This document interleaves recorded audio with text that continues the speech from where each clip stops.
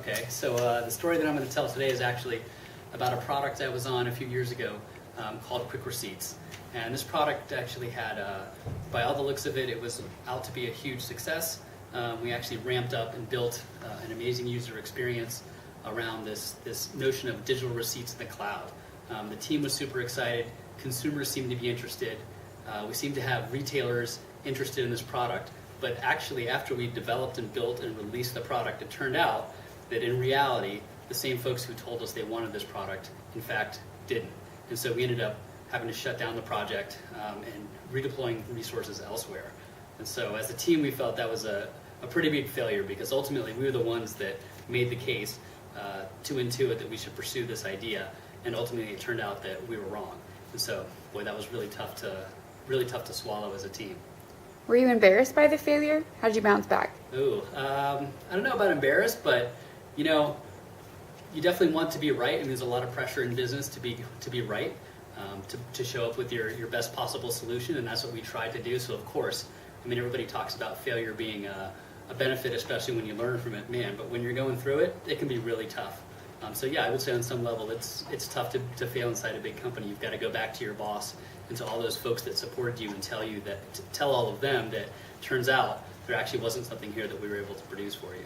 And did that deter you from starting, other projects and pitching other ideas? I don't know if it deterred me from starting other projects, but what it definitely did is it encouraged me, myself, and the rest of the team to go out and figure out how can we do this better next time? How can we actually get to these answers quicker with spending less time, effort, and money on developing new ideas? So it definitely encouraged us to find a new, better, different way. And what is that better way? So I think that better way has proven at Intuit to be to think more like a startup and act more like a startup. And so whether that's applying lean startup best practices or principles from folks like Eric Ries in the lean startup movement, it means experimenting much quicker, faster, and more often with real customers, and really paying attention to the behaviors that those customers do. And what's unique about Intuit that makes you want to embrace this entrepreneurial ethos? So I think Intuit actually has been really great at supporting internal entrepreneurs.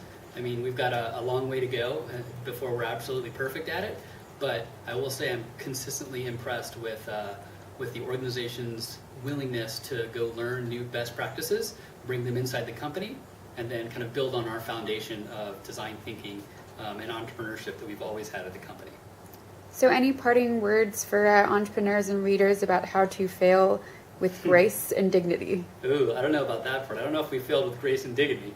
But when you are in a situation where things aren't working out, be quick to make that call. That way you're not spending a lot of time and effort when you have that feeling that things aren't going to work out.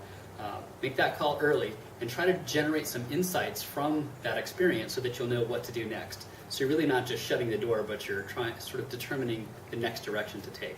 That would be my big advice.